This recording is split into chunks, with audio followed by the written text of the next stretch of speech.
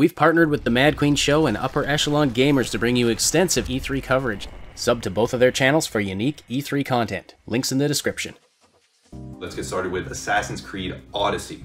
So, first question on our list, there's not very many questions because, if we're being honest, it's just more Assassin's Creed. Is it worth getting?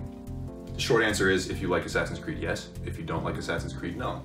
Yeah, I mean, it's different in some minor ways, but for the most part, I think it's the same as what you got in Origins. So the truth is that it's if you liked it before, you're gonna like it again. It's a polished franchise. It's like, what, the 50th installment at this point? Yeah. So if they don't have Assassin's Creed down by now, they're never gonna have it. So it's polished, it's nice, it's beautiful, but it's more of the same. Yeah, super saturated colors, and it sounds really, boring to be like, oh, if you like the franchise, then get the sequel, but it's a direct continuation of Origins, and all of the gameplay mechanics, less the dialogue, are basically the exact same. The combat functions exactly the same, the world environment, the parkour, all the different mechanics, really very, very similar. As soon as I started playing it, I remember thinking to myself, this basically is Origins. It's going to have a different story, it's going to have different enemies, it's going to have different aesthetic armor and pieces and etc. weapons, but it really is just like playing Origins. There is one addition of the dialogue choices that they said, and I remember this is a little bit of a downer, but I remember at the Ubisoft press conference when they talked about that, thinking in my head, that's not really revolutionary. They kind of puffed that up like it's this big change, but I mean, what game now doesn't have dialogue choices? So that's cool, that's great, that's something that's fantastic to see, but it's really not something that's going to be a selling point for the game, at least I don't feel. One thing I will speak to is the progression and the skills. They seemed a little bit better.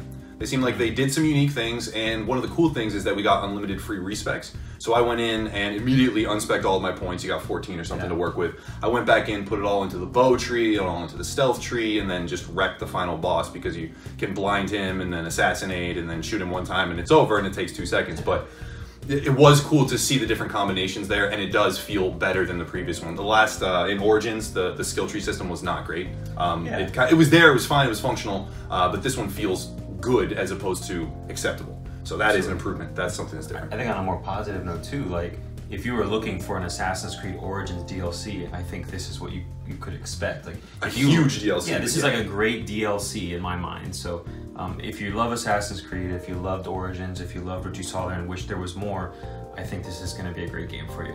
Otherwise, I'm going to get it because I'm a fan, but not everybody is. So. I personally probably won't. I didn't finish Origins. Good game, didn't finish it. I probably won't be picking up Assassin's Creed. I appreciate the hands-on gameplay and the guided tour and, like showing the different quests and things like that, but to me, more of the same, nothing revolutionary, nothing that's gonna break the bank and make me run off and pre-order and wet myself while I do so.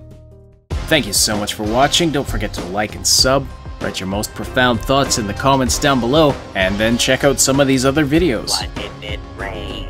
Find the link to our Discord server and other important stuff in the description below.